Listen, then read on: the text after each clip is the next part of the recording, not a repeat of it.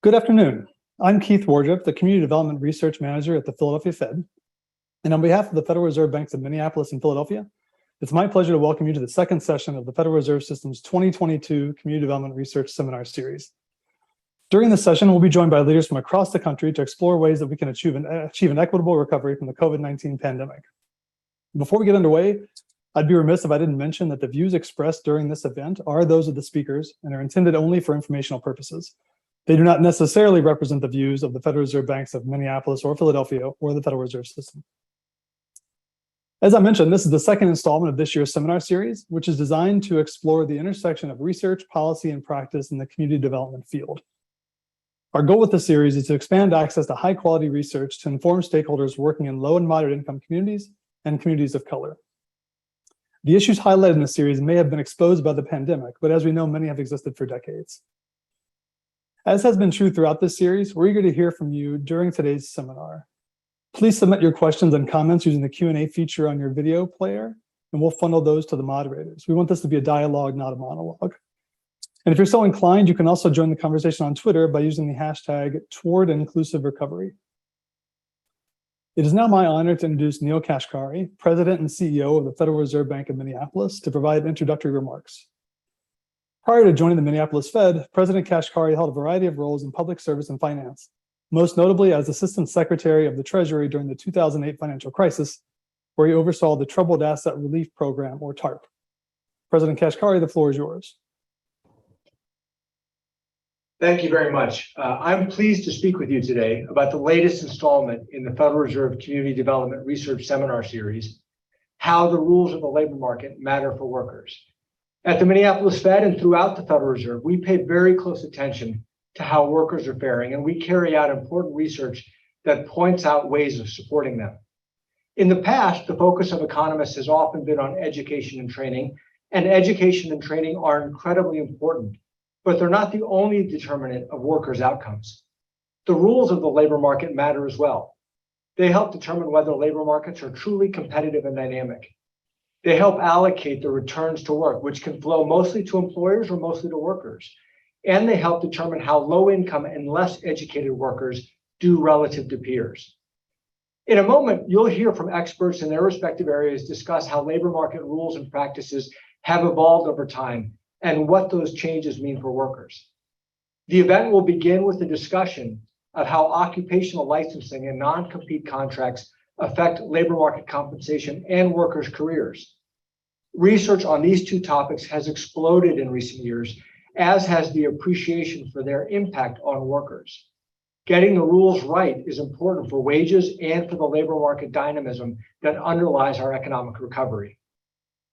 In the second panel, you will hear about changes in the structure of work, as well as the labor market implications of alternative work arrangements like independent contracting. The ways that work is structured present challenges and opportunities for optimizing worker protections and for achieving a labor market that meets workers' and families' needs. For those of you who are in the Twin Cities area, we will have an in-person event on October 3rd that is all about what licensing and non-compete contracts mean for workers, practitioners, and policymakers.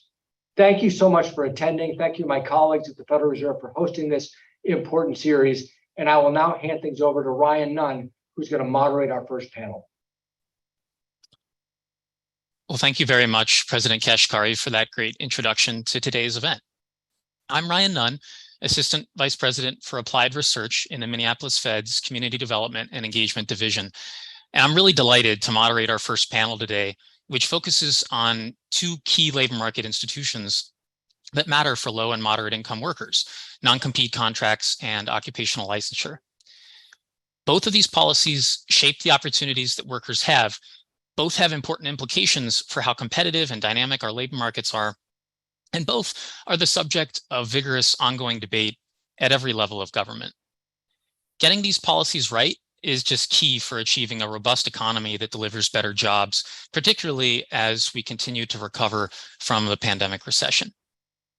Fortunately, our panel today consists of some of the foremost experts working on our topics. In alphabetical order, we have Professor Peter Blair of the Harvard Graduate School of Education, an outstanding labor economist and a key contributor to our economic understanding of occupational licensure.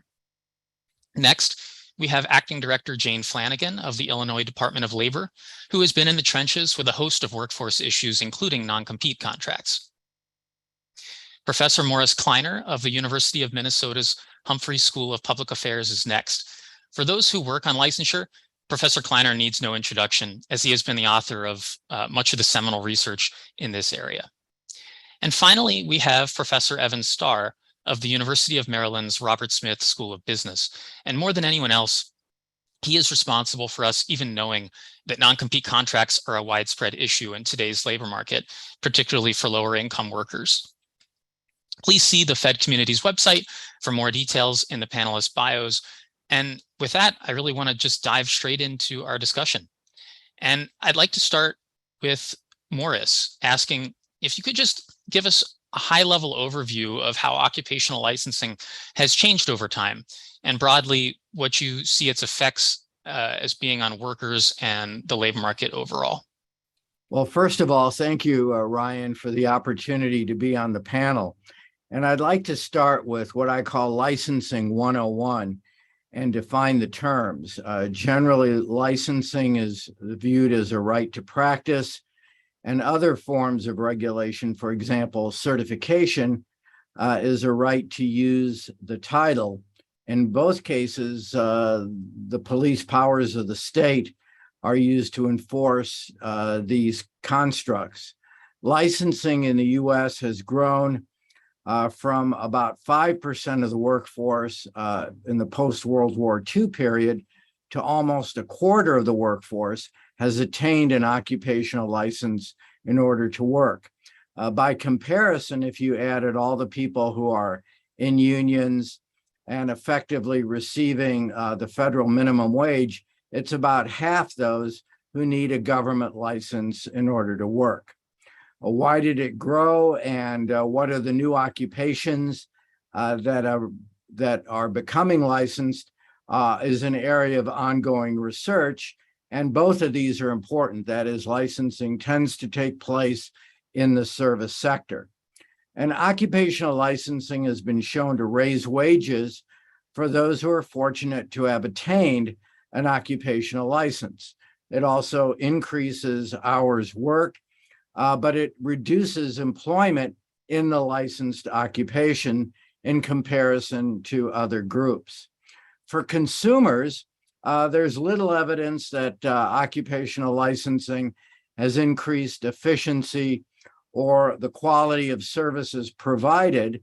And if you want to learn more about this topic under the context of shameless self-promotion, I have a book coming out on the 15th, co-edited with Maria Comenta, entitled Grease or Grit: International Case Studies of Occupational Licensing and its Effect on Efficiency and Quality, where we do some deep dives into these issues of the extensive, that is how wide this issue is, as well as go into some depth of the effects of licensing on workers and consumers.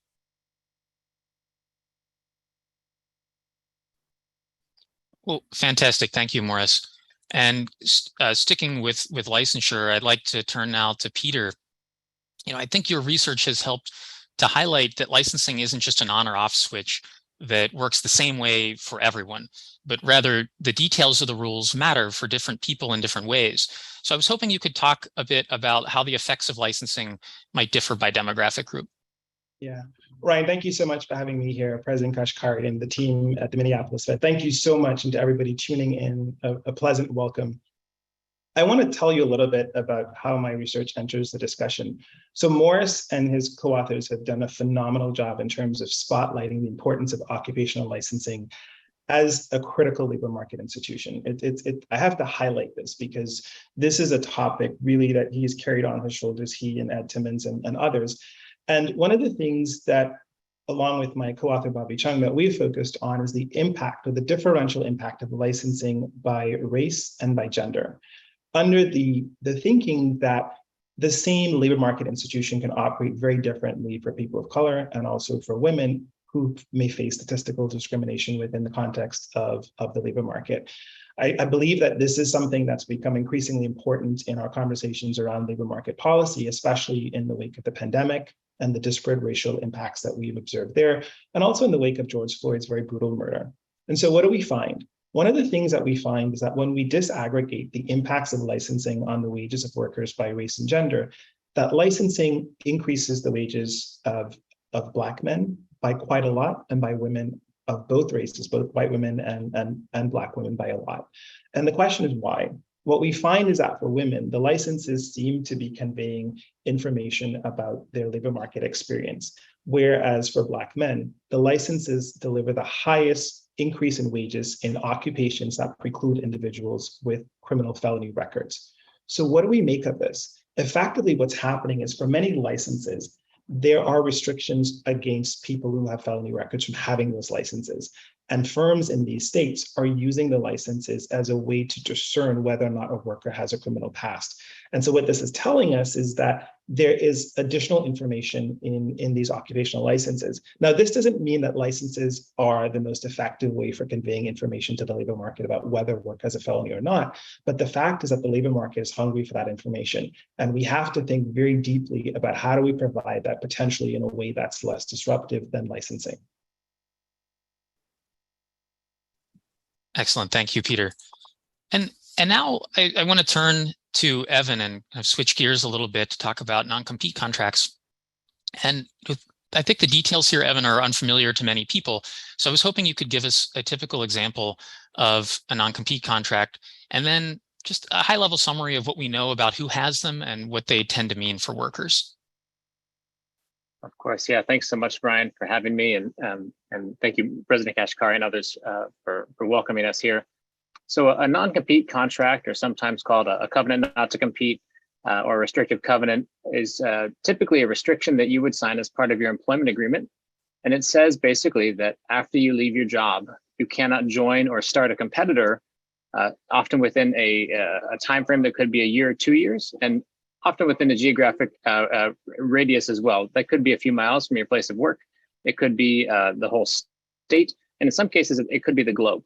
And so these sorts of restrictions can be profound, because when workers develop skills in a particular industry, they may want to go change jobs and stay in that industry, or start a new company in that industry. And these restrictions would require them to either sit out that prohibition period, 1 or 2 years, or they would have to change industries during that time period, or move out of the restricted area. And so there can be profound impacts on workers and firms because of these very blunt restrictions on worker mobility. And I think that when most people think of non-competes, they often think of technical workers, managerial workers, executives, et cetera. But I think what we uncovered in some of our research was that non-competes are really used in almost every corner of the labor market that you look. You do see them more frequently among the kind of high wage class, but even among hourly workers, we see about 14% of hourly wage workers that sign them. When you look at the use of non-competes across firms, 30% of firms report using non-compete agreements up and down the whole firm without regard to job, task, job title. They use them for all workers. And in these situations, you can get workers who are janitors, workers who are minimum wage workers, workers who are interns, even unpaid volunteers have signed non-compete agreements, including in states like California where they're unenforceable. And so everywhere you look, you will see contracts like this. And I think that the research on how these things matter is grown so much in the last 5 or 6 years. And just as a broad summary, what we've seen, I think some of the best evidence that we've seen is when states have started playing with whether they'll enforce these agreements, we can then track what happens to workers, for example, when they ban non-competes. So in 2008, for example, Oregon was the first to ban low-wage non-competes. And if you look at low-wage workers in Oregon after that, you see that their wages rose about 5% over the next 5 years. Their job mobility rose about 17%. And so we can see that, when states have these policies that make it easier for workers to move jobs, the workers are better off. The final thing I'll say is that these are also restrictions on starting a new firm. And there's a line of research looking at the negative impacts of non-compete agreements on entrepreneurship. And so I'll leave it at that. Thank you. Great. And then turning last but not least to Jane, you've been really involved in non-compete policy discussions that have been taking on new prominence, I think, over the last few years. And I was hoping that you could provide us with an overview of the primary reform options that are being actively discussed and sort of what the rationales are for those options.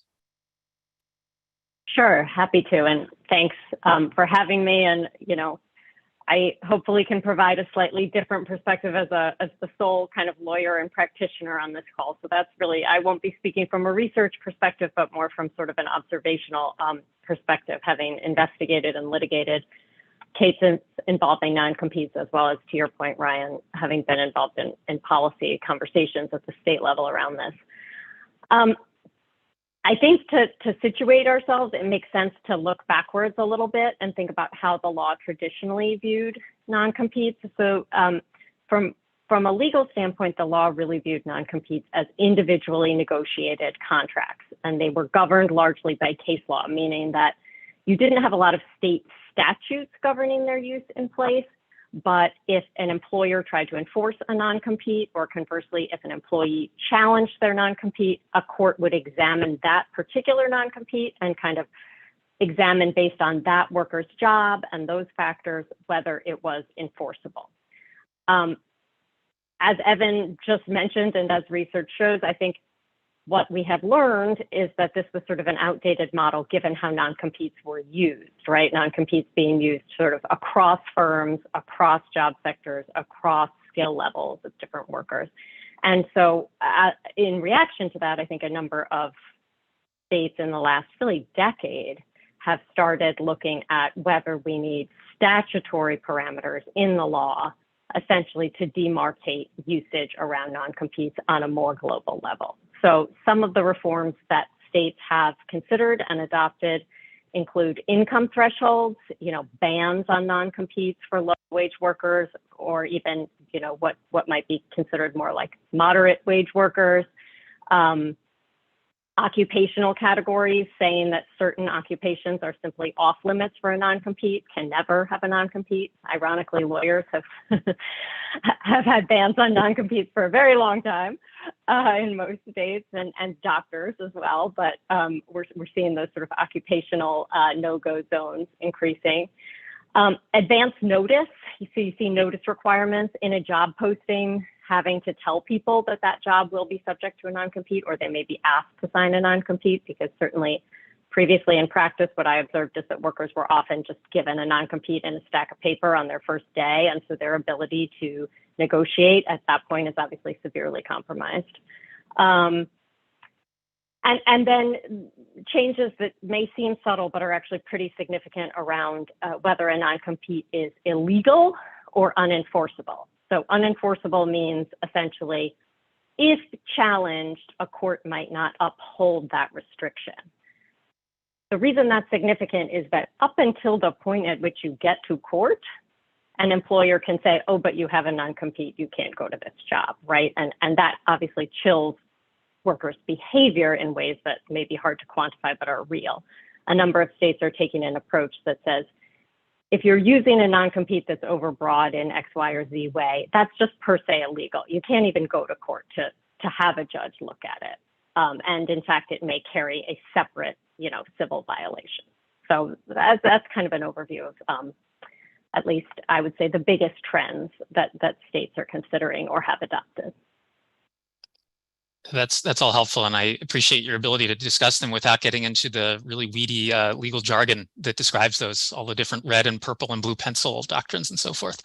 Well, okay, now what I'd like to do is really open up the discussion with a few questions for multiple members of the panel. And I hope our panelists would just jump right in if you have something to say. And I didn't specifically address the question to you. These are really questions for everybody. While we are doing that, I would ask folks in the audience to please send in your questions. Those will get sent over to me, and we'll have time to ask them of your panelists. So I do hope to bring these two topics a little more together, but first I want to dig into each of them a bit separately. So I want to start with licensure and ask primarily Morris and Peter, how you think about the role of licensure during the pandemic. This was a pretty extraordinary time when many states made adjustments to their rules. And so I'm really interested in any insights you might have about both how licensing rules were changed during the pandemic and how they might have played out during those last couple of years. Yeah. If I can start, and then I'm sure Peter will add.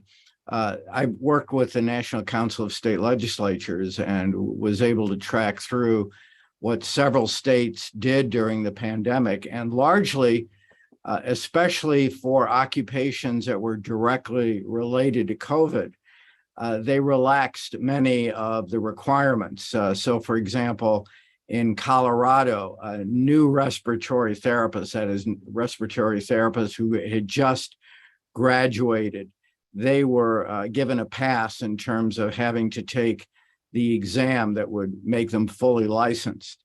In addition, retired nurses who had not gone to continuing education classes, but were willing to work with COVID patients, were asked and were given license to work with patients, and they didn't have to make up their continuing education requirements. So in both of these cases, they were given sort of battlefield commissions to work with individuals who were sick and did not have to take the licensing requirements.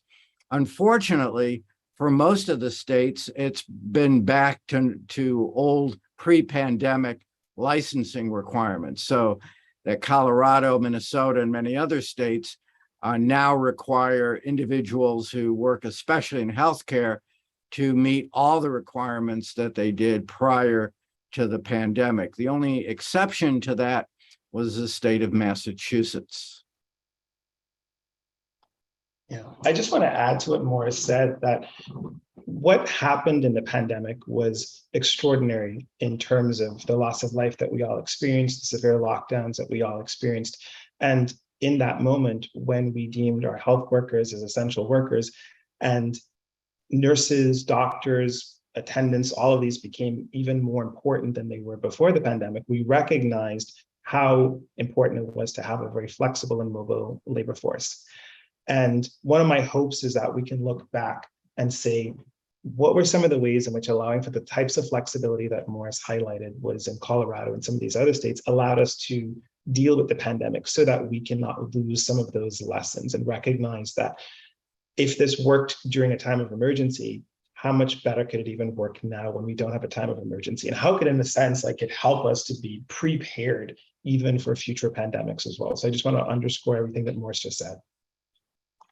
I'm curious, do you think the academic research community is kind of on a path to be able to provide that sort of actionable evidence to policymakers, so that, you know, lessons learned from this time when there really was a lot of change in the policy can be applied down the road? I mean, not just when in any future pandemics, but as you say, Peter, kind of under normal circumstances. My sense is that there are mechanisms for that to happen in the profession. You have individual researchers who've taken it upon themselves to switch their entire research agendas to coordinate with the pandemic. I would make a call to journal editors to continue to create space on their editorial pages to allow for folks to publish these sorts of policy-facing pieces. And I think that that would create the kinds of incentives for academics to translate some of these research insights into policy documents. I also think that there's an important role that institutions like the Minneapolis Fed and some of our other policymaking institutions can play in terms of having convenings like this and coming up with policy documents that can do a synthesis of some of the academic research, because otherwise I think you run into a potential challenge where the incentives for publication could diverge from the incentives for producing the kinds of applied research that could be useful for future knowledge. And I'll just say, I know folks on this panel have been, I think, unusually giving with your time for that kind of public engagement, which I think is appreciated and somewhat unusual sometimes in academia. Well, turning to non-competes, I want to address a question to Jane and Evan. Thinking about, again, the pandemic and in this case, the effects that you might suspect that non-competes have had on workers over the last 2.5 years. So I'm thinking that we went from a time of unprecedented employment losses to unprecedentedly tight labor markets in such a short span of time. And I'm wondering how you think non-competes might have played a role there.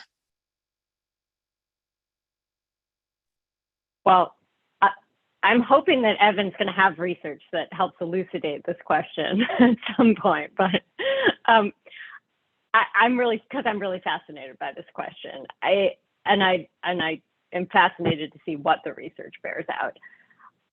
As a practitioner, I've observed, and I think I alluded to this in my prior comment, that most non-compete enforcement is informal. It never reaches court, right? And so bargaining power and competing offers, I think, make a huge difference in how people behave in this context, right? So an employee may be chilled from moving jobs if their competing offer isn't that much better, and their employer says to them, well, you know, I could enforce this non-compete against you.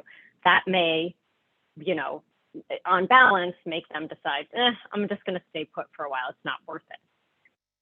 A tighter labor market obviously may change that dynamic and may make that competing offer far more attractive, right? Or make that risk calculation different. From the employer perspective, it also may mean that that non-compete that they knew was maybe on the borderline, might not be enforceable in court, suddenly is worth challenging or spending some money on enforcing because their ability to hire that next employee to fill that job is more constrained. So I could really see it playing either way, but I'm interested in your thoughts, Evan, or what you've observed.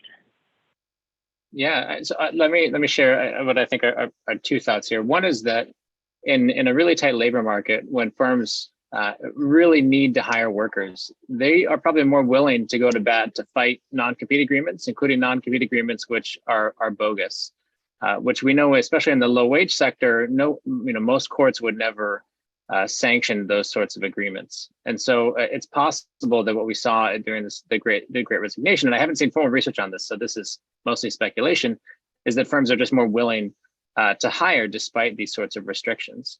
But I do want to come back and just set the stage a little bit, because as Jane has mentioned, in the last 6 years, really since 2015, we've seen about a dozen states ban non-compete agreements for low-wage workers. And these bans are not the same as we had in the past, where, for example, a court might deem a non-compete unenforceable. These are laws which most of them stipulate penalties for firms that are caught using non-compete agreements below a particular wage threshold.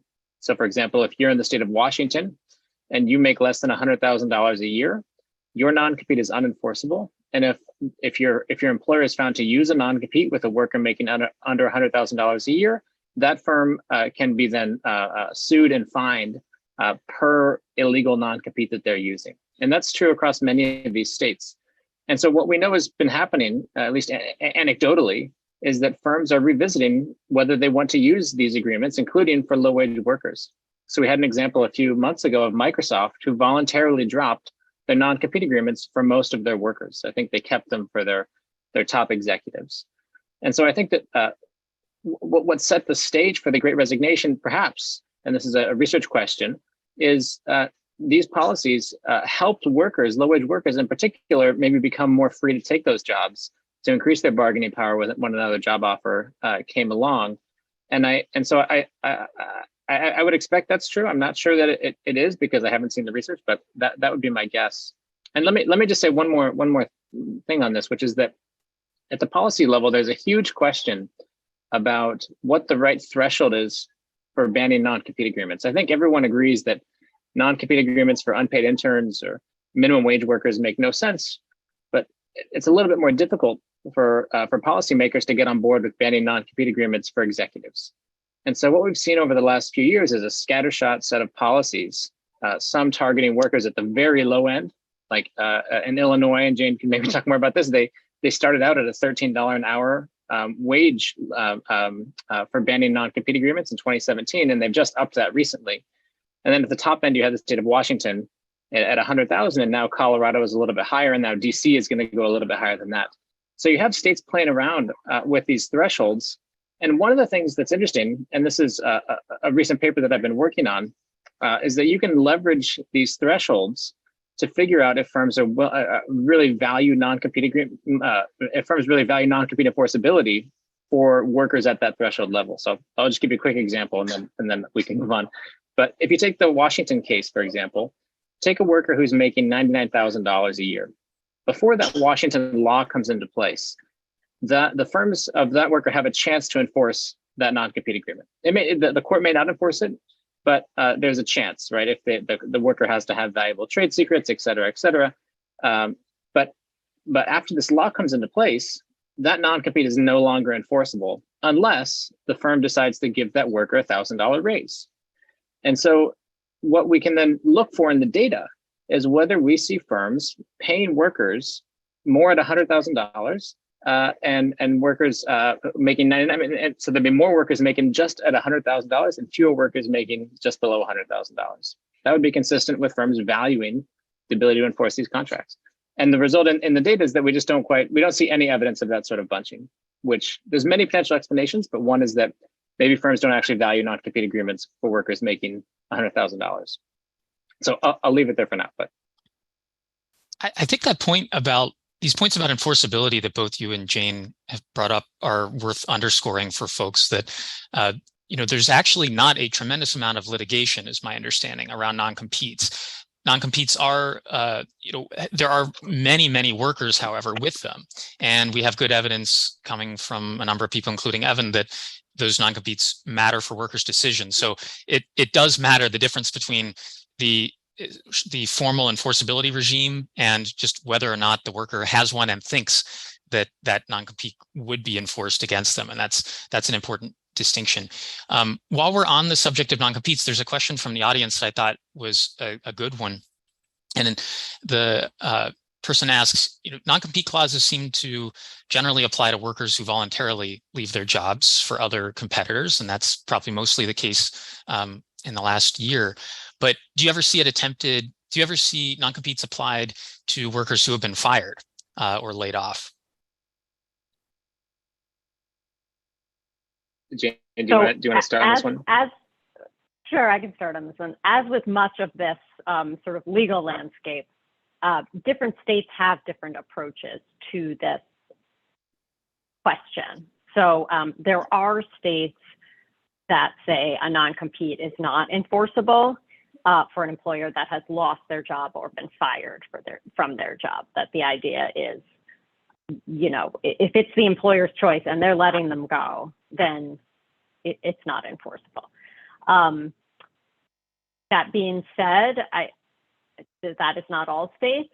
And I think there are and have been, individual instances in which there is attempted enforcement or threats of enforcement when a worker is, fired or laid off. But I don't know if you have further thoughts, Evan, on that. I think Russell Beck has a great chart where he lists out all of the states that have this sort of policy where a worker could be fired from their job and still have their non-competing agreement enforced. Mm-hmm. And I think that you might be surprised at the circumstances under which many states will enforce a non-compete agreement. One is that you're fired from your job through no fault of your own, and in many states they would still enforce your non-compete agreements. You could have your non-compete agreement thrust on you on day one. You could have new management come in and ask you to sign a non-compete agreement. And in many states, they don't have to give you any additional consideration or wage increases. The states will just they will enforce that contract, subject to it being reasonable.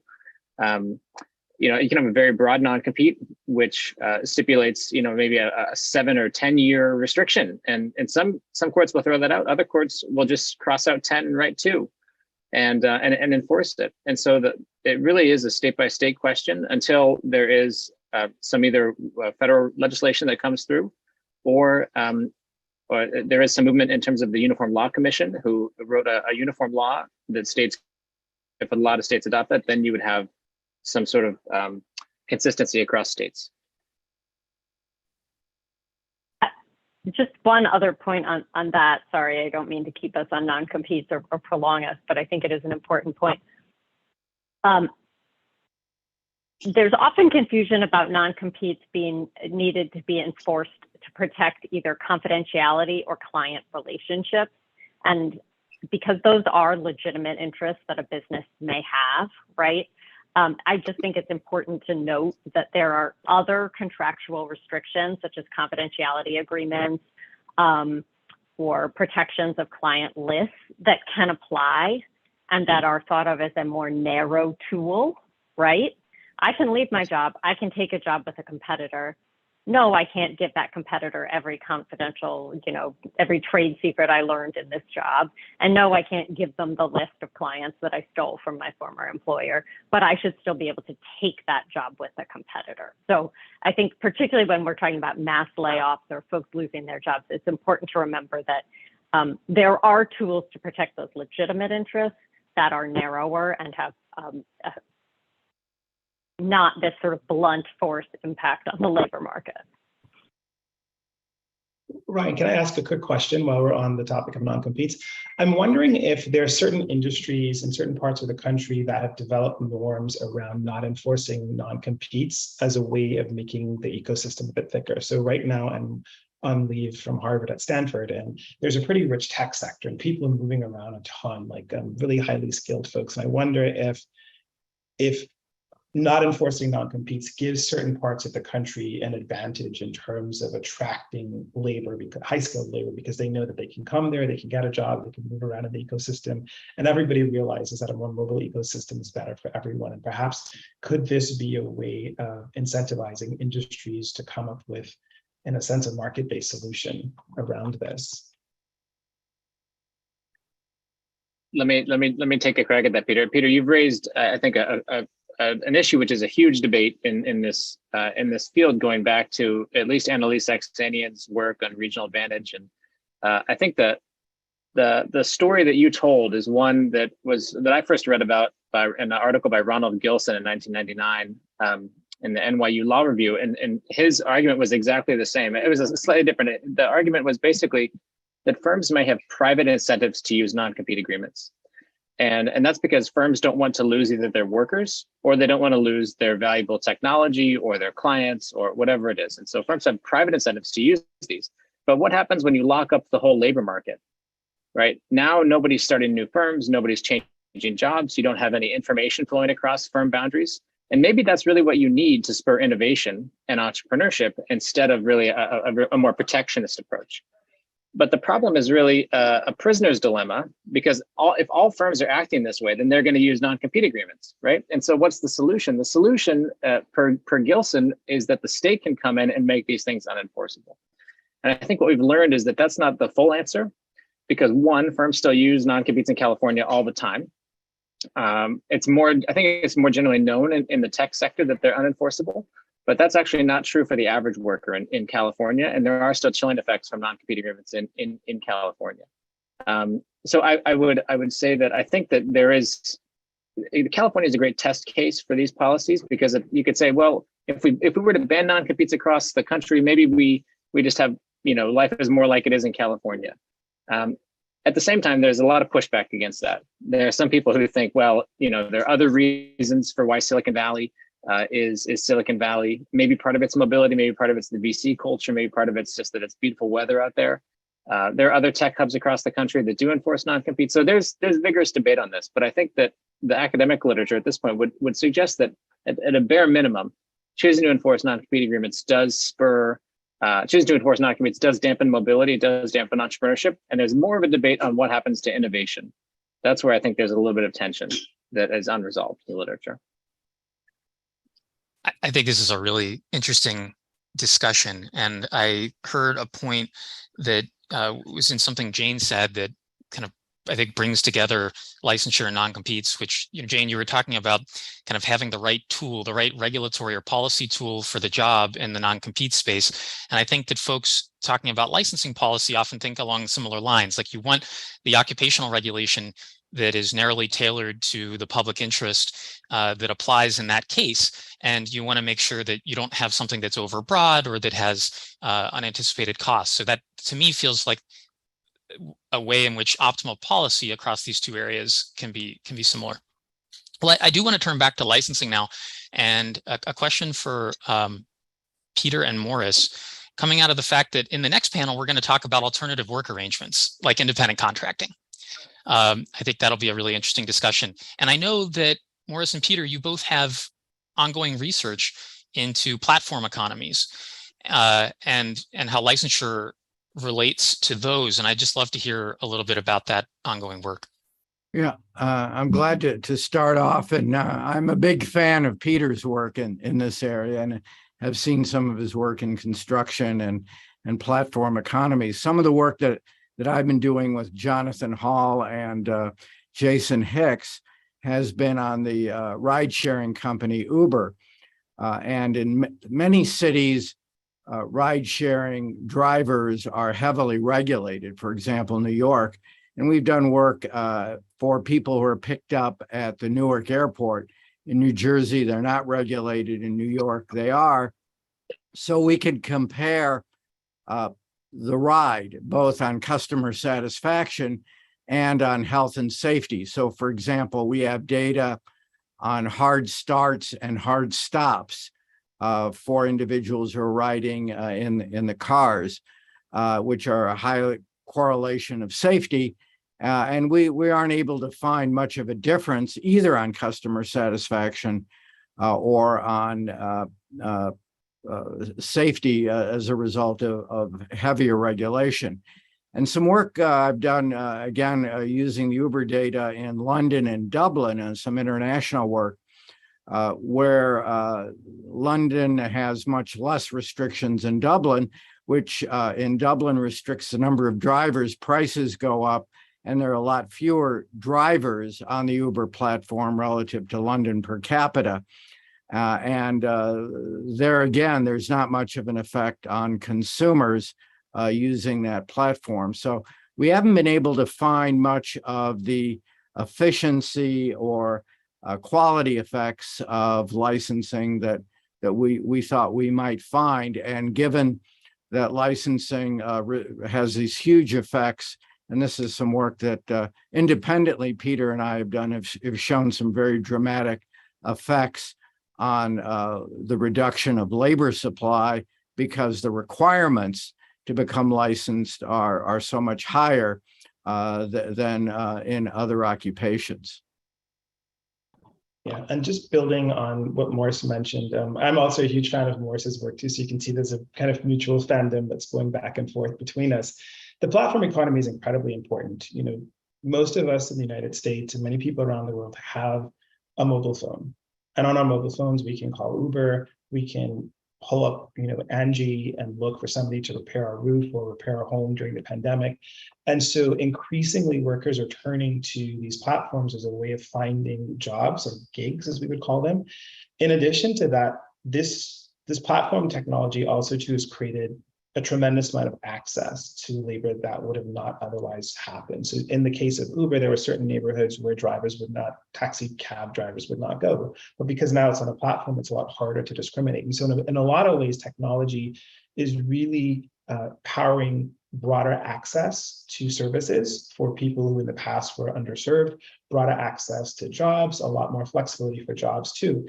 Now, there's a bit of a tension that typically happens because oftentimes the tech sector is just so far ahead of where regulations are, especially labor market regulations. And so we know, for example, in California, there was the legislation around are Uber drivers contractors or are they employees, because this matters for what kinds of benefits they're going to get. And so in a paper with my colleague Misha Fisher, who is the chief economist at Angie, one of the things that we try to unpack is to what extent does regulating the tech sector limit the tech sector's ability to create value for customers, for the platform, and for service providers on the platform. And we use occupational licensing as a type of regulation, as a kind of a case study to explore the extent to which licensing and occupation might impact firm profits, might impact the profits that service providers on the platform have, might impact customer satisfaction.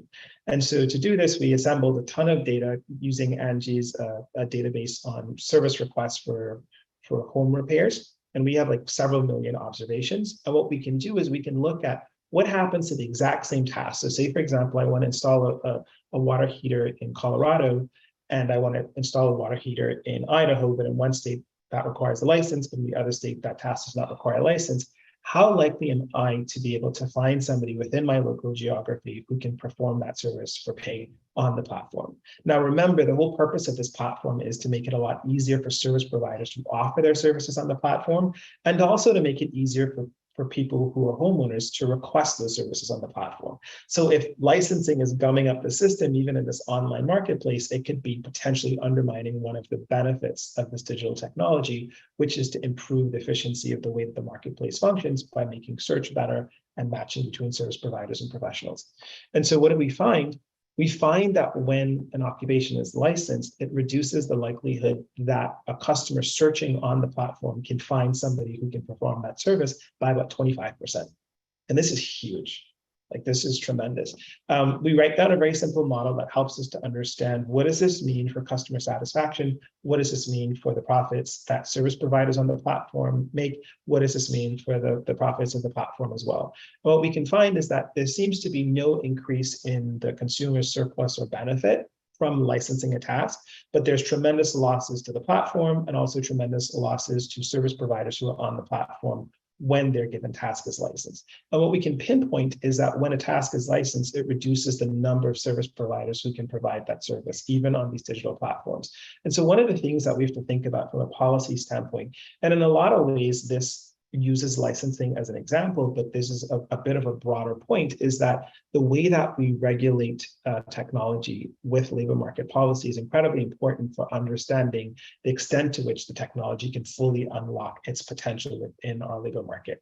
And so there's this tension between the more that we regulate the technology, the more that the promise is that we can protect consumers, but there's not a ton of evidence around that.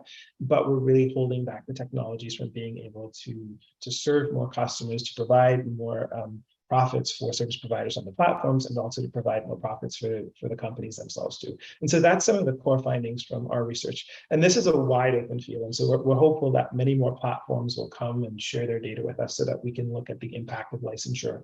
And even, for example, hopefully, like, some platforms can look at the impact of non-competes on the ways in which these labor market platforms function.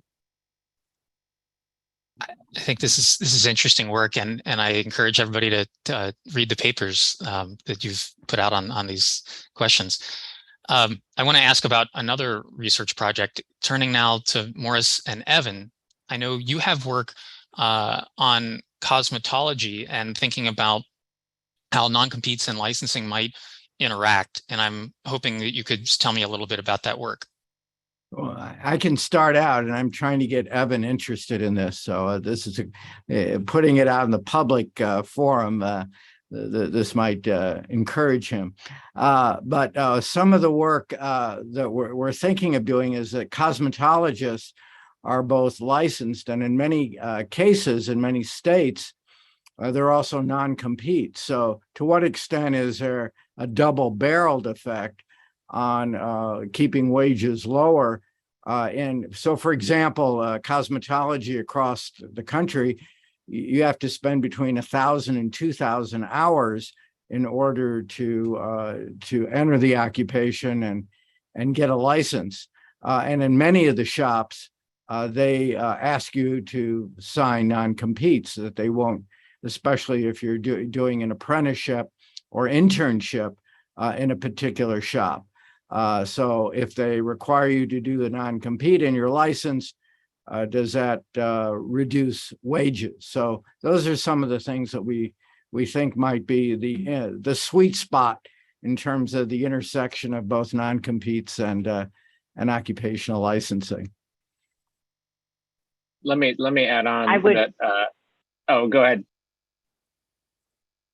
I was going to add to your research agenda, that's all, because I think that the healthcare staff sector, nurse aides, CNAs, that's another one where huge amount of licensing requirements and widespread non-compete use. Yeah, and I might add, I've just come into some new data for dentists.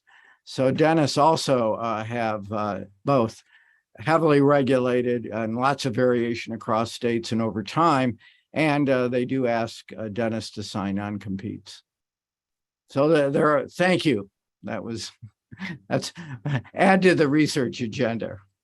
No, it's great, and the cart is ahead of the horse here, I've put far less thought into this than Morris has. But let me just I did think about it a little bit. Let me decide what I think are my 2 cents. Is that, as Morris said, in cosmetology, there's so many hours of training to become licensed, thousands of hours of training, and so when I think about who is going to become a cosmetologist, right? Who is going to start a new cosmetology business?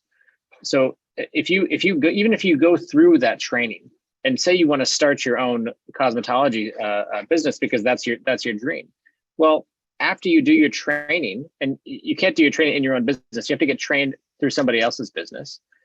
Then you have a non-compete. Now you can't go start your own business. And so I would be, thinking about some of Peter's work, that's going to probably reduce entry into this business, because who would ever go into this business knowing that it's going to be so hard to eventually start their own cosmetology store. But even if one does go through it and train, they're going to be stuck as employees, and so we'll see fewer business owners and entry in this space. So I think it's a really interesting intersection that is not fully explored, but I think that certainly wage effects, labor supply effects, and effects on startup rates. So there's lots to do there. Excellent. Well, in our final few minutes, I want to ask an audience question that's close to one that I was hoping to ask anyway, which is for each member of the panel to just say what you think the single most important reform related to either licensing or non-competes is that you think is justified by the evidence. And so I don't know if anybody wants to go first, is already ready to answer that. Just jump on in. I can start out on licensing. Certainly, the state of Colorado has implemented costs and benefits. So they have sunrise and sunset on occupational licensing. So our watchmakers, our interior designers, our city planners, do they need to have a license? And you can look at those costs and benefits.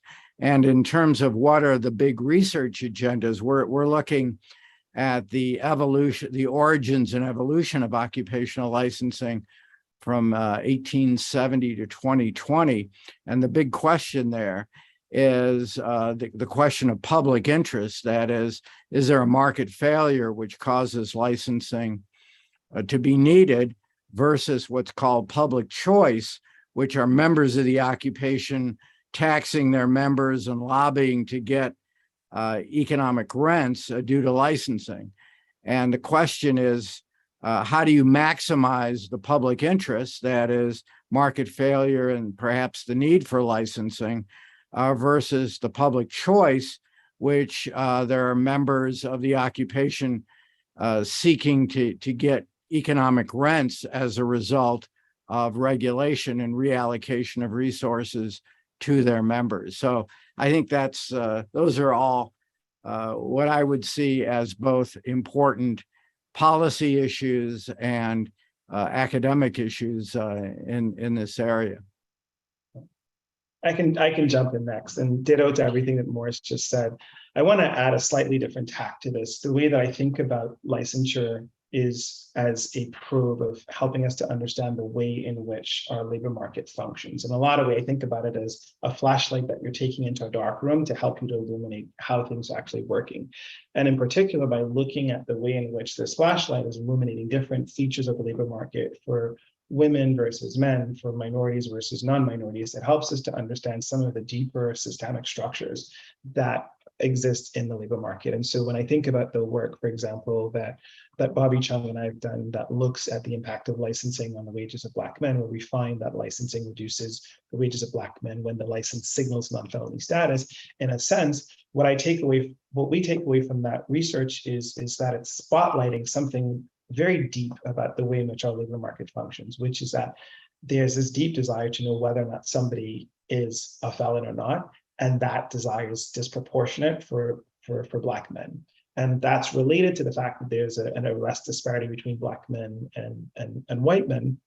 But then we have to ask ourselves from an ontological standpoint, like, where is this arrest disparity coming from? Like, we certainly don't think that there are differences in predisposition to crime. And so then we have to ask ourselves, like, what is something about the way in which our educational systems, our social support systems are structured, our families are structured, that are creating these kinds of impacts. And in a lot of ways, like by looking at heterogeneity or differences in the way in which these labor market regulations like licensing and non-competes are hitting different categories of workers, for me, it's spotlighting some of these deeper structural issues with our labor market. And my hope is that we start to think about how can we engage in more sensible criminal justice reform in light of some of the findings that comes from our research. And then I'd say that the second quick thing looking at the digital economy is really trying to understand this tension between regulation and innovation, and the extent to which when we apply regulations that were developed in the analog world, so a lot of licensing regulations were developed well before the advent of the platform economy, but when we apply those regulations to these new technologies, are we putting new wine into old wineskins such that the old wineskins burst and the wine gets spilled too? And so that's a secondary concern that I want to flag in terms of the work that we've done.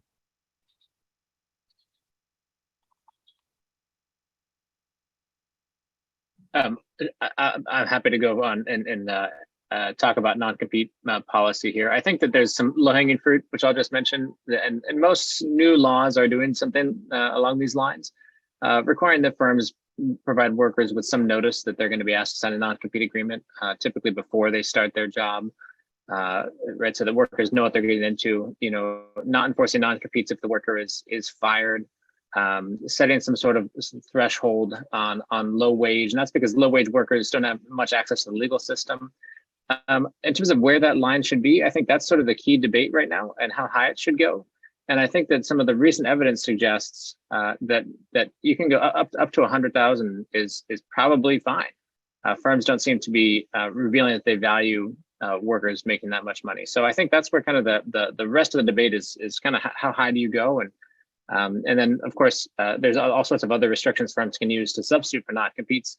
We have less research on those, but there's recent laws which are also regulating those to make sure they're also narrowly tailored, because those two can be written very broadly and then act as de facto non-competes.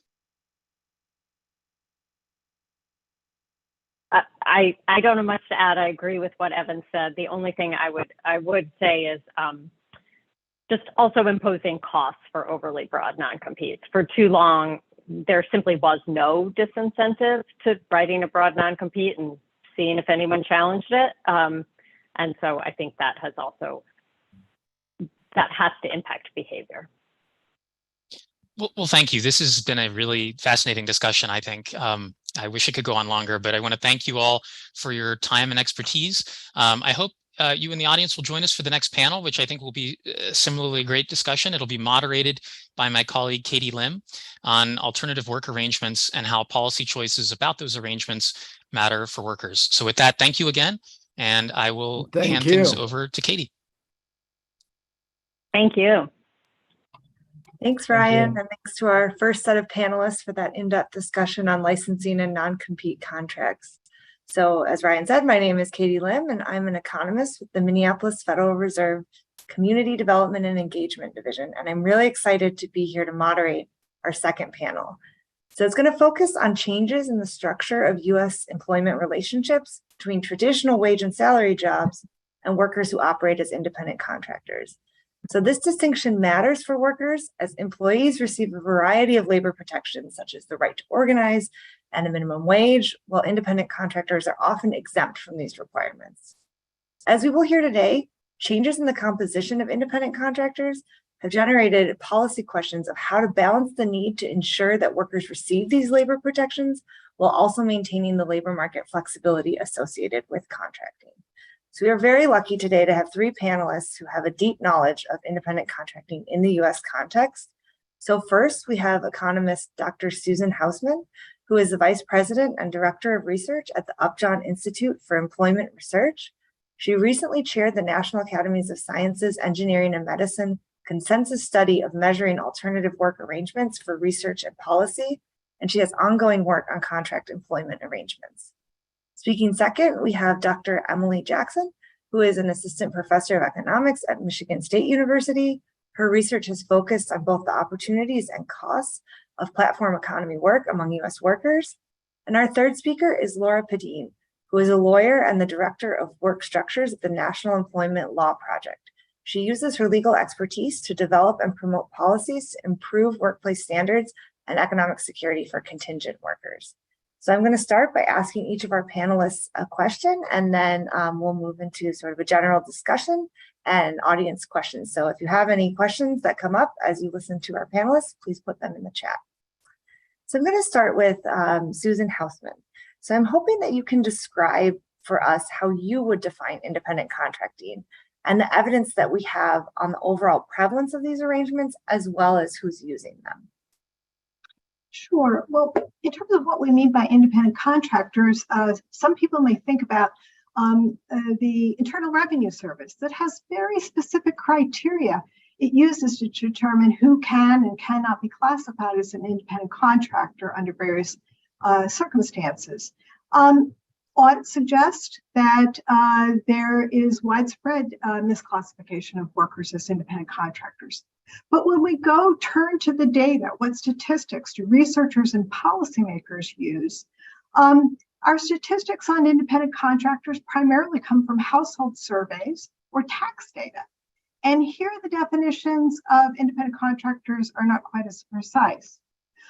Stepping back, generally we think about workers as being divided into two big pools: people who are employees, W-2 employees of an organization, and those who are not.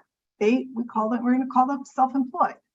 And when we talk about independent contractors, broadly, we're trying to capture a subset of this self-employment workforce who are not business owners with major capital investments or employees. Okay, so it's a little fuzzy, but that's generally what measures of independent contracting are trying to pick up. I want to point out before I go into who these folks are and how big the size of the workforce is that we should all appreciate the fact that independent contractors are a heterogeneous group. They range from high-wage freelance professionals to low-wage service workers doing platform or informal work, such as home maintenance, yard work, driving, ride sharing, or caregiving. Often the measures are measures in the data are of unincorporated self-employed, and these are used as a proxy for independent contractors. Some surveys, including the contingent worker supplement to the current population survey, which is just done periodically, directly ask individuals if they're independent contractors. But then it's really a matter for the survey respondents to determine if they are or not, and that depends on what they think an independent contractor is. So putting aside those caveats, measures of the size and trends of the independent contract workforce vary a lot across data sources. In the current population survey and its supplement, the contingent workers survey, what we typically find is they typically find between 6 and 7% of workers are independent contractors. And there's been no trend increase in the last 30 years.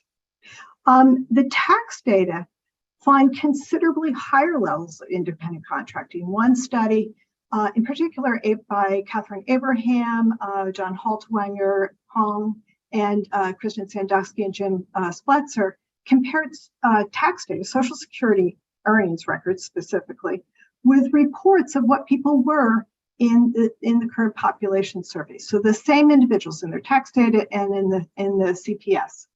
And they found huge discrepancies in what was reported for the same individuals.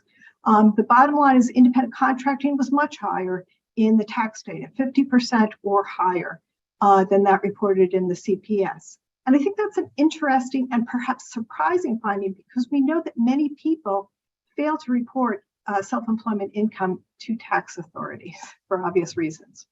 In terms of trends, tax data typically varies a bit across studies, but show about a 2 percentage point increase in the 2000s. So some of this, a nod to Emily's work, who'll be speaking next, find that some of this growth may be related to more people claiming to get credit under the EITC.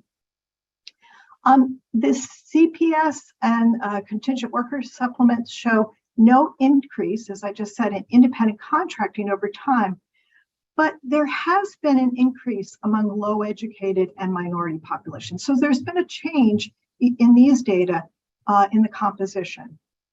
I just want to say, to help explain the huge discrepancies that we find across between the tax data and the government survey data, my colleagues, Catherine Abraham, Brad Hirschbein, and I ran a module on a large nightly Gallup survey to test the hypothesis that people were being systematically miscoded as employees in household surveys. And to understand our findings, it's important to understand that respondents in household surveys are never asked if they're an employee. They are only asked if they work for an organization. That's true across all of the government surveys and the Gallup one that we were attached to our module to. If they reply yes, it's assumed they're employees. Okay, when probed, we find that 6 to 7% of those coded as employees on their main job in fact report that they are working on a contract basis for an employer. And we find that while there's a large incidence of miscoding across all demographic groups, it's particularly large amongst low educated and minority workers. So in sum, much research on independent contracting relies on these household survey data because they have rich demographic characteristics. So we can go in and try to understand who's working in these arrangements. And that puts those data, typically government surveys put independent contracting on main jobs around 7%. But the tax data and other research evidence suggests that these numbers may substantially understate the incidence of independent contracting, perhaps by as much as 50 to 100%. So who's missing from these government survey numbers? Our research evidence suggests it's disproportionate low-wage jobs held by low-educated and minority workers. And then finally, even the official statistics in the current population survey show a growing share of independent contracting among low-educated and minority populations. So let me stop there. Thank you, Susan. That's great background. Next, I'm going to turn to Emily and ask her about some of her work using administrative data to identify independent contractors, particularly those working with platform economy companies like Uber and Lyft. So I'm hoping you can talk about your findings on the importance of this specific group of workers and on the evidence that you have found about what motivates people to become independent contractors or platform economy workers. Great, thanks, Katie. So I'll talk a little bit about the platform economy workers, and then I'll also sort of compare and contrast that with independent contractors more generally. And so I'll try and be as specific as I can about which group that I'm talking about at a given point. But first, so starting with these online platform workers. So they're a subset of the types of workers that Susan was talking about. So think of these as individuals who are doing this independent contracting, but they're firm facing. So they're working with a platform like Uber, Lyft, TaskRabbit, any of these new online platforms. And so I've done some work looking at different reasons why people take up the work. And so one specific area or one specific push factor is looking at people who are experiencing unemployment. And so in this work, I look at people who are UI recipients. So to have in mind, these are going to be individuals who previously held wage jobs. So they were working in a wage job, and then they had an unanticipated separation from this wage job. And so in this period, these are individuals who you'd think this type of work would be relevant. They're looking for a way to smooth their income, at least in the short run. And so you see that about 1 to 2% of these individuals actually take up gig work following the receipt of UI. And so this is sort of causal evidence that it's a push factor into this type of work. Granted, it's not large, so it's kind of comparable to the size of the gig workforce overall. So it depends again on the study and the data source, but about 1 to 2% of the workforce is in these online platforms. So it is comparable in that sense, but it's not changing how we think about sort of this period of unemployment. So it's not the sea change of people going into the platform, working on these platforms following unemployment. But the evidence that I do have, it does show that these individuals who do actually take it up are better able to smooth their income in the short run. So by being able to take up this work, at least in that first year or so, they're able to smooth their income, at least relative to what they would have without having access to these types of jobs. And so that's sort of one reason why people take that up. And I think of it more of as they're pushed into these jobs, sort of a push factor. Another and somewhat related reason that we think people take up these jobs is smoothing income, but in a different sense. So a lot of, or the majority of these workers are actually taking up this work as a secondary form of employment. So many, so I'll give you some numbers here. So many of the online platform workers actually are primarily wage earners. So only about a third of the individuals that we see on the online platform economy are actually primarily self-employed individuals. And even then, they could be primarily self-employed across a broad set of different independent contractor gigs, et cetera. And so for most people, they're using this as a secondary form of income. And so it's likely that they're using this to sort of smooth their overall income or sort of fill in the gaps that they have. This is somewhat different than independent contractors more broadly. So if you think about independent contractors more broadly, more of them are likely to be primarily self-employed versus primarily taking their earnings from wages. And the further up the sort of earnings distribution you go, so people who have a minimum of $15,000 in earnings are even more likely to have earnings coming primarily from wages. In terms of, so taking a step back from sort of reasons why people take this up, thinking about how this fits in the life cycle. So contract work more broadly, again, thinking about independent contractors outside of just the online platform, this tends to be more prevalent at older ages. So there's a gradient and more people are likely to take up this work at older ages than at younger ages. So there's almost twice as many individuals who are 62 plus than that are 18 to 30. In the online platform, this is actually the opposite. So there's more than 2 times as many individuals who are in this 18 to 30-year-old range rather than the 62-year-olds. So when you're trying to think about this group more generally, these are people who are at different stages in their life cycle. Again, this might be consistent with the people who are doing it more full-time versus sort of as the secondary form of employment, smoothing their income. And then finally, just give you a sense on benefits. So we'll probably get to this a little more later on as well, but we know that self-employment generally has less benefits that are provided to them than your typical standard wage job. And so in earlier work, I've looked at the self-employed more broadly. So this includes independent contractors as well as small business owners and so forth.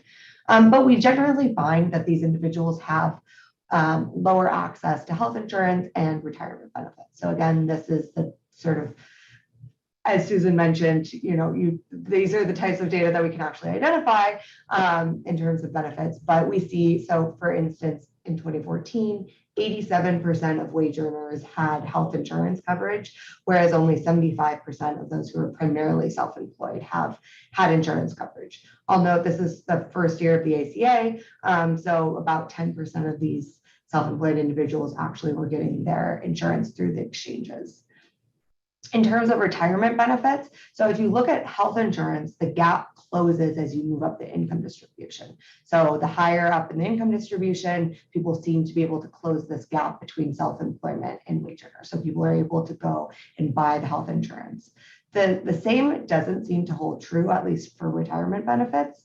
So just on average, we see about 42% of wage earners contribute to either an employer plan or an IRA, whereas you only see about 8% of self-employed or primarily self-employed individuals contribute to a retirement plan.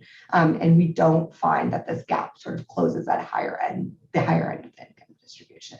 So I think these are all things to think about sort of from a policy perspective down the line.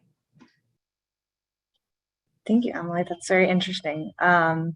So I'm going to turn to Laura and ask her about what sort of legal and policy landscape surrounding independent contractors.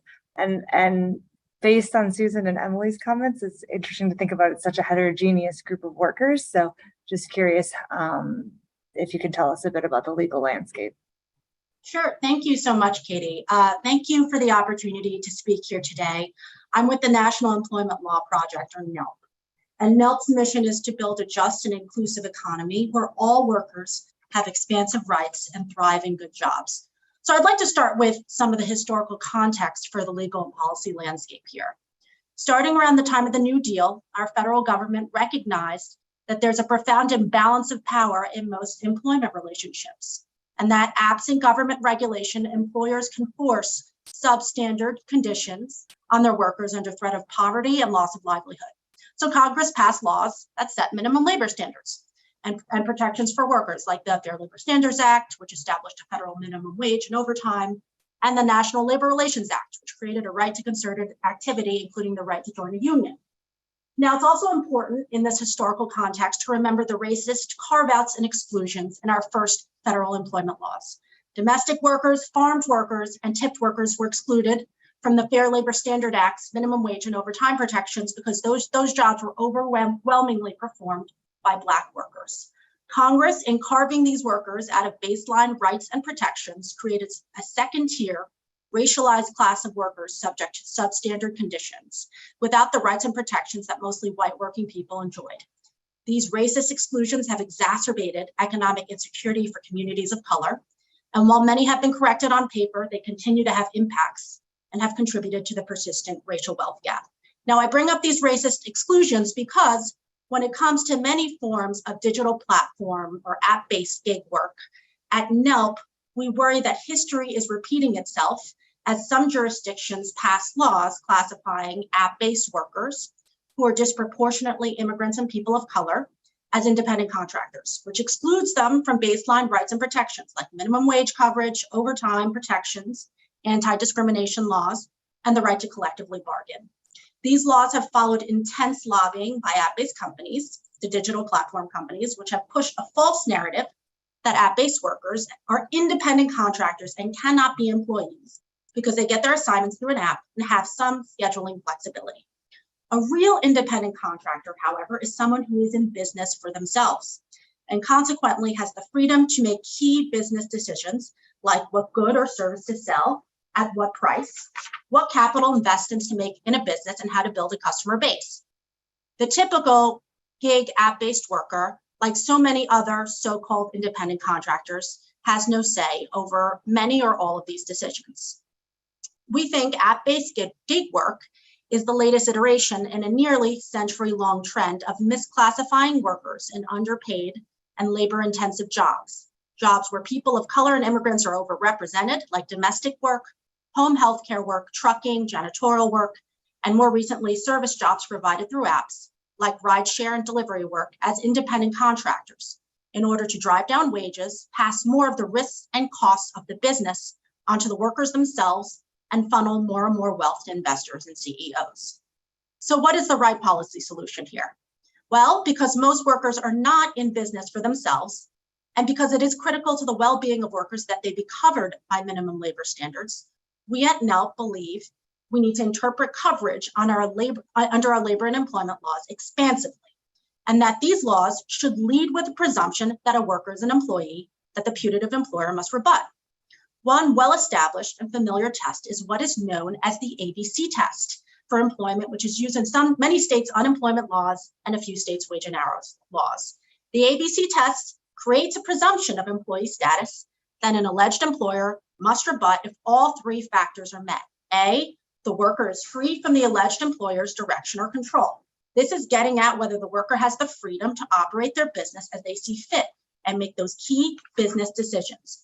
B, whether the work takes place outside of the usual course of business of the company. If you're doing the work that's central to a company's operations, this is saying you should be an employee. If you're a ride-hail driver for a ride-hail company, you should be an employee. If you're a janitorial worker for a janitor company, you should be an employee. And C, the worker is engaged in an independent trade operation or business. So that's the ABC test. We also like some sector-specific approaches that sidestep the question of classification and attempt to solve problems specific to that sector. For example, Seattle passed a domestic worker ordinance a few years ago that set up a wage and standards board, a board comprised of domestic workers, employers, and the government to set wages and other standards for domestic workers, like benefits, accreditation standards, health and safety standards. And critically, the bill applies to all domestic workers, regardless of whether they're classified as independent contractors or employees. As a final note, I just want to say we at NELP believe that workers deserve both the rights and protections that come with employment and scheduling flexibility. To get there, we need to pass policies so all workers have a right to scheduling, flexibility, and predictability, so people have control over their schedules. True flexibility also means paid time off, so that you don't have to balance every hour you don't work against the lost income. And we need to make it easier to unionize, so workers have the collective power to negotiate with their employer about the terms and conditions of employment, including scheduling flexibility. Thank you, Laura. I'm gonna turn back to Susan and ask, from your perspective, if any of these comments brought things up for you, thinking about some of the most pressing open issues that need to be addressed from either a data standpoint or a research standpoint. I'm going to fold into that audience question that was asking a bit about the mismatch and whether it's due to multiple job holding. And that came up in Emily's comments as well, that a lot of these people were doing 2 jobs. And so, yeah, I'll just ask what you think the open questions are. Great. Well, let me start with the first and then ask for a bit of clarification on the second. So, again, going back to the theme that that there's a large heterogeneity amongst the independent contractor population. Bear in mind that in the contingent worker supplement, they're predominantly white and highly educated. Now that we argue that they're missing a lot of people, and they earn a lot of money. I mean, they're better off than the average wage and salary worker. But it's not the average that counts. We need to look at the entire distribution. And I completely agree. And so it's important for research to be able to shed light on the consequences for these various groups. Okay. And I completely agree with what Laura just said, that for some, independent contractor work may shift a lot of risk onto vulnerable populations, such that they're paid less than the minimum wage, or they take on bear large risks, such as medical bills if they're hurt on the job because they're not covered by workers' compensation.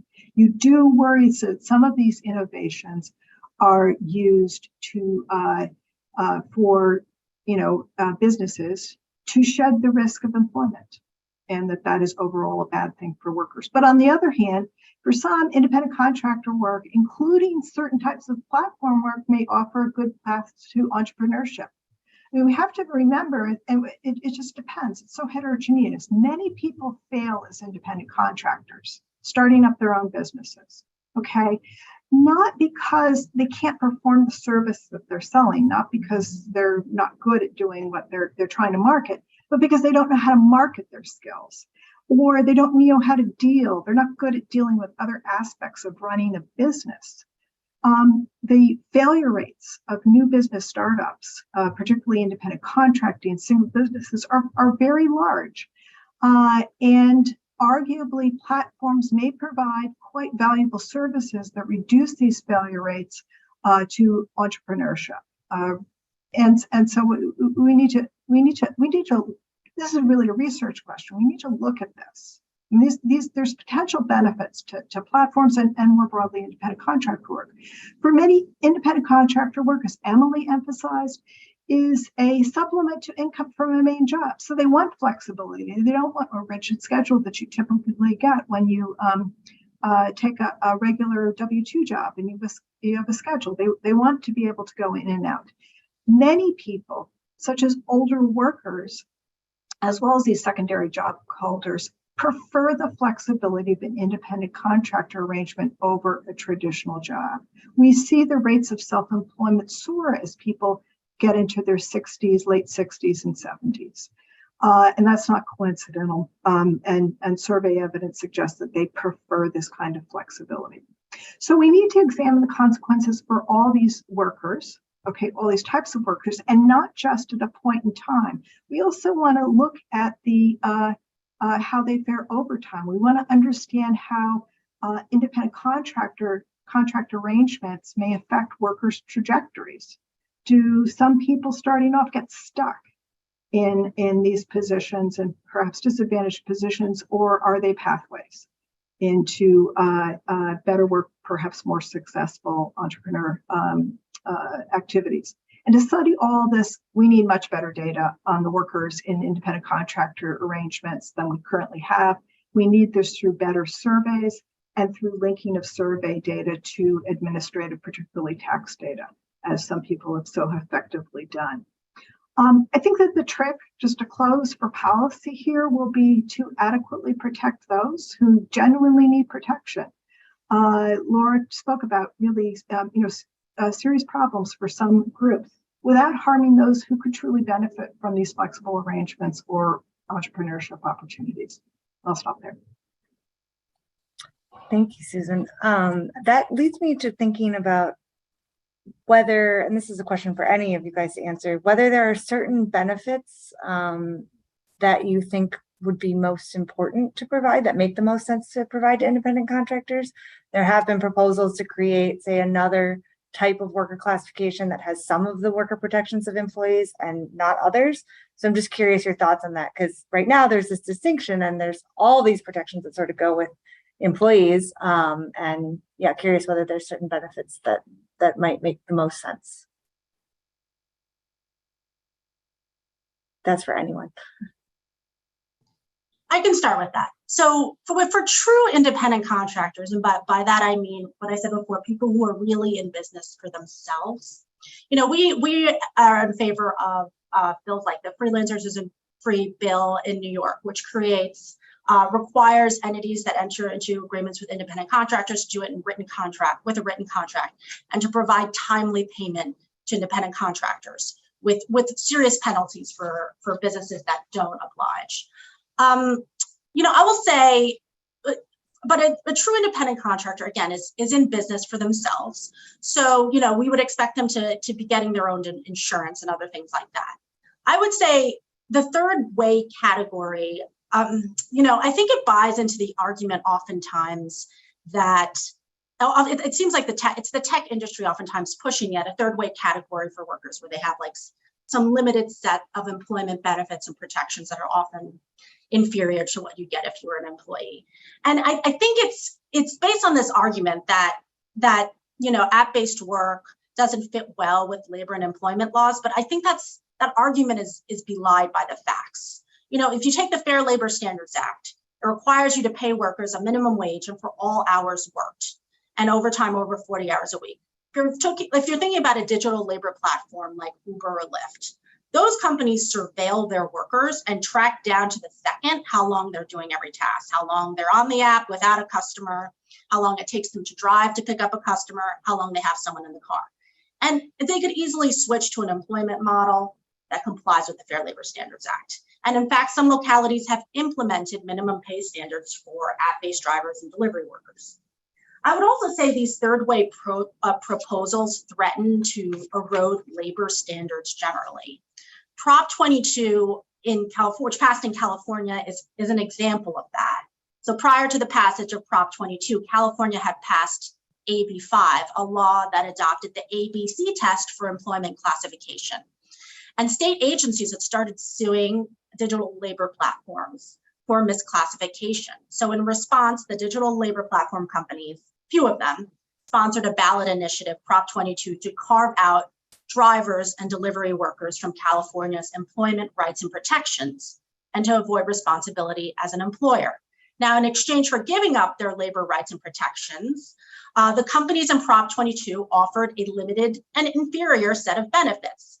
But the benefits were explained in a way that made them sound generous. So Prop 22 said it guaranteed a minimum pay standard of 120% of the minimum wage. Sounds great, higher than California's minimum wage. The problem is that this minimum pay standard didn't account for all time drivers are working, like the time spent on the app waiting to be assigned a ride, and didn't account for all their expenses, like the fact that these workers would be required to pay both employer and employee share of payroll taxes. A study by UC Berkeley found that Prop 22's minimum wage standard is really only $5.64 an hour, once waiting time and expenses are taken into account. Prop 22 also provided a healthcare stipend, but the eligibility requirements are so onerous that only about 15% of eligible workers have applied. So these third wave proposals are framed as giving workers the rights and benefits they want, but the reality thus far has been different, and thus far has led to rights and benefits that are less generous than workers would get if they were employees. Emily or Susan, have any thoughts on which types of benefits might make the most sense? Or Well, just let me build on what Laura said. I think this is an old observation, but one of the problems and a motivation for employers to kind of shed workers, not the only one, is and classify them as independent contractors are requirements or pressures to under risks and like to provide benefits to everyone, right? And I think that one of the most sticky is the health insurance. As a country, what we need to do, in my view, and again, this is not a new view, is to take health insurance out of the workplace. It shouldn't be the business of employers to provide health insurance. And if we behaved like most other advanced countries in the world, we'd have universal coverage, and it wouldn't all fall. You wouldn't have to be employed by an employer as a W-2 employee to get reasonably priced health insurance. Of course, the ACA tried to do that, and we're partway there. But we need to go completely in that direction. And I think that will relieve some of the incentives, not all of them, but some of the incentives that employers have to shed workers. So that's not exactly an answer. That's different from the third way, saying, okay, let's let the platform workers offer kind of benefits to these workers without, but still be exempt from classifying them as employees. I think the better, more comprehensive solution is just to have universal healthcare coverage that's independent of being an employee. I want to let Emily comment, but it also was making me think when you said that, when people were talking about how people go to these apps or independent contracting for flexibility, in some sense, if you change the wage and salary structure, if it was more flexible, maybe people wouldn't feel the need to go become an independent contractor. So it's sort of a similar thing with the health insurance. Maybe if it was provided elsewise, you wouldn't have to be making these decisions based on that. Emily, did you have anything you wanted to add to the discussion? Yeah, I'll just add quickly, just some thoughts. I know Laura brought up Prop 22. So just some thoughts, I guess, on that is, I think one thing we learned about that we know is probably not the right way to go about giving people these benefits is when you take a proposition or a ballot proposition, then it's exactly specified in the law that, as Laura mentioned, it's like 120 or 125% of the minimum wage. Even if that were a decent amount, it's exactly specified. It can never change.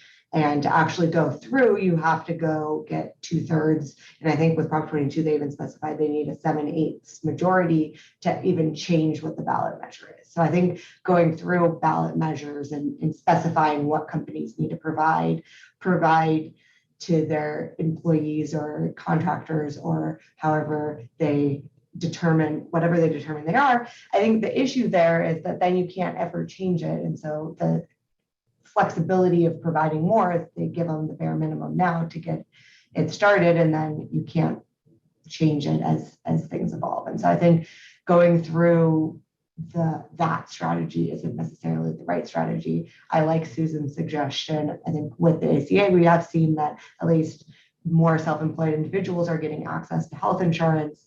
Are there other ways we can do that with other types of benefits that these workers don't have, and not tying it to the job necessarily? I think that's more difficult on the labor protections side. I think that either you need to do, you need to somehow introduce those labor protections into these types of positions as well. And so that's sort of left as a something that we need to figure out as a society. I'm curious if any of you know of any work being done on the PUA unemployment insurance being given to independent contractors, since that's sort of the only instance in which I know that benefit being provided to that group of workers. I know there are probably a lot of incentive problems with offering unemployment insurance to independent contractors more generally, but do any of you have any thoughts on what happened in PUA or whether that would be possible to extend in the future?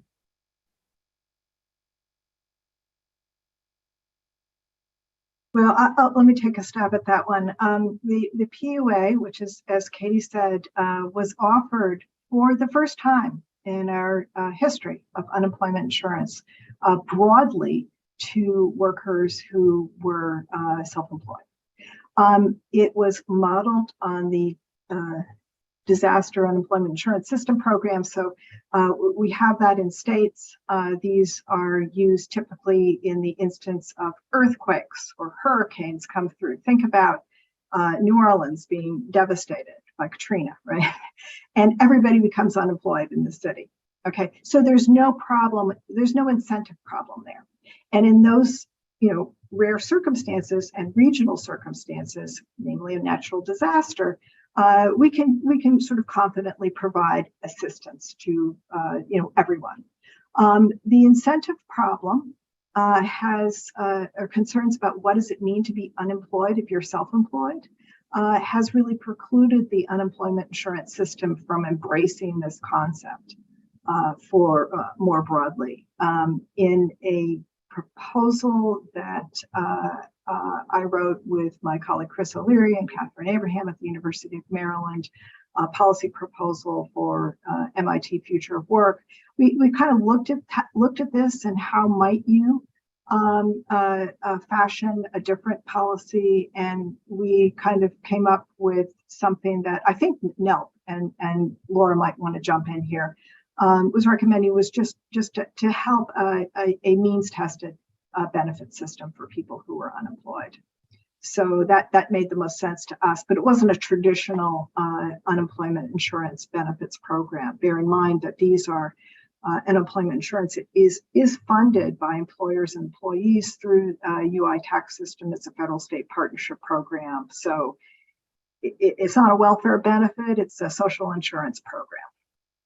So we conceive of something outside technically of this for people who are unemployed, who a means tested program. I think we probably do need that in this country.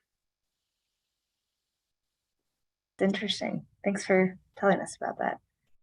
I have one last question for Emily. So given that you've been focusing on platform economy workers, and there's been a lot of discussion both in the last panel and this panel about them, I'm curious whether you see these jobs playing a larger role in the future, and whether the pandemic has sort of affected this trend as people have moved to doing lots of things online. Yeah, so it's a great question. So I think, go back 6 years ago, 7 years ago at the beginning, when these were really taking off, everyone was speculating that it's going to sort of change how we think of independent contracting and so forth. I mean, at a high level, it's really still only 1%, 2% of the workforce. So it's still only making up a very small portion of the workforce. For the people who are participating in it does matter. It is an important source of income. It does provide this flexibility, but it isn't changing, or at least we haven't seen so far, it changing sort of the overall labor market structure, at least these online platforms. So we haven't seen a large change I think Susan talked a little bit about this at the beginning, but we haven't seen a huge change in numbers of independent contracting more broadly. It's really the growth is driven by these online platform workers. I will say the little bit that we do know from the pandemic is not surprisingly see shifts away from transportation types of apps. There was most likely a drop in demand from consumers of wanting to use rideshare during the peak of the pandemic. But there was still record entry. So there was still growth in the gig economy. And so you see a shift sort of in the composition of what these types of workers are doing. Presumably the shift is towards delivery type apps. So we saw a lot of people getting groceries on being delivered during the pandemic. And so to think about these types of jobs just as more like task-based jobs that the skills are transferable. So to the extent that people could, do certain things, like they could drive, they could deliver, they could do small tasks, and they're not tied to the specific tasks that they were originally doing. Provide some flexibility, at least in terms of demand shifts. But I think just sort of taking a step back at a high level, we don't see large changes that you would expect anything to change sort of the overall labor market. Just to add to that, there is great interest in following this as we move more to remote work.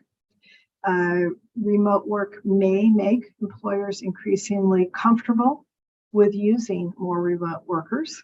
If their own employees are remote, then it's a short hop to go to independent contractors who are also working remotely.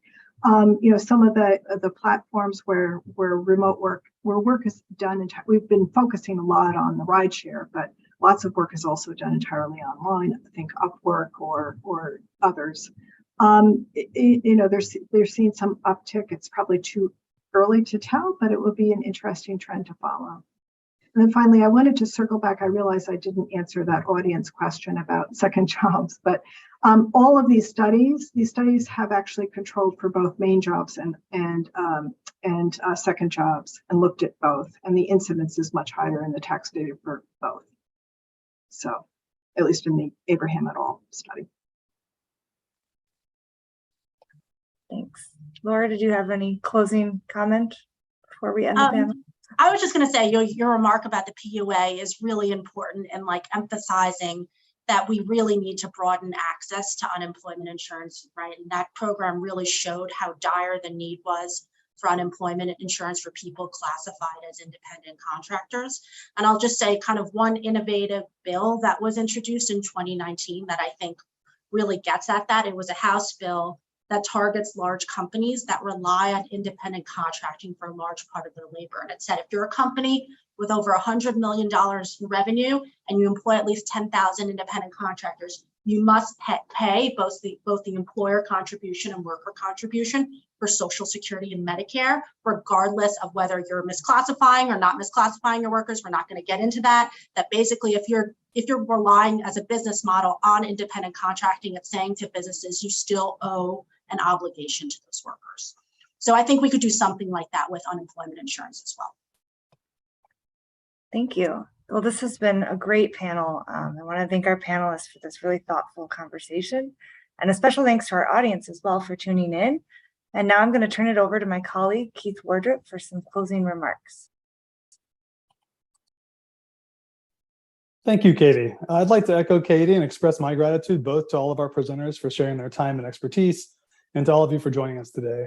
And I'd like to send a personal thanks to Ryan Nunn and Katie Lim. They masterfully moderated the panels, but they also developed and executed the framework for today's seminar, and I think it came off really well. There are three things in particular that I really enjoyed about today's agenda, and if you'll indulge me, I'll share those now. So first, when we think about limitations to economic opportunity for workers, we often think about mismatch in supply and demand in one form or another. So for example, how educational attainment or experience does or doesn't align with employer needs, how available jobs are or aren't proximate to the job seekers who need them, how wages do or don't compensate workers in a way that promotes economic stability for families, and so on. And so these are clearly critical metrics and issues to research and consider. But I think today's panel has challenged us to look beyond these traditional notions of supply and demand and to focus instead on the relationships between and among workers, employers, and consumers. The way these relationships are mediated through the things we discussed today, non-compete contracts, occupational licensing, alternative work arrangements, they clearly have important implications for workers, and I appreciate the panelists for bringing that to light today. Second, I value our panelists highlighting both the positives and the negatives of these labor market policies and practices. It's clear that these practices make sense in some, but not all situations. And I think both panels did a fantastic job of proposing evidence-based reforms that could accentuate the positives and minimize the negatives for low-wage workers. And third and last, the panelists shared their thoughts on the most important research questions remaining on these topics. If you're in the audience today, I'd guess you're either actively engaged in community development research, or you understand and value its importance in informing conversations around policies and practice. During this session, the leading researchers in the space weighed in on the most pressing questions we need to answer, and it's up to us collectively to follow through. So these are the things that I enjoyed about today's event. We'd love to hear from you. What did you enjoy? So following this event, we'll share a link to a 2-minute survey, and we'd appreciate any feedback you can offer. Tell us what you liked and let us know how we can do it better next time. And speaking of next time, today's session was the second in a series of 3 focusing on inclusive recovery from the pandemic. We hope you'll join us for the third and final session of the series this year. It's on October the 20th, and the Federal Reserve Board of Governors will host a conversation about the consequences of the COVID-19 pandemic on K-12 and post-secondary education and the future workforce. Thank you again for joining us today, and have a great afternoon.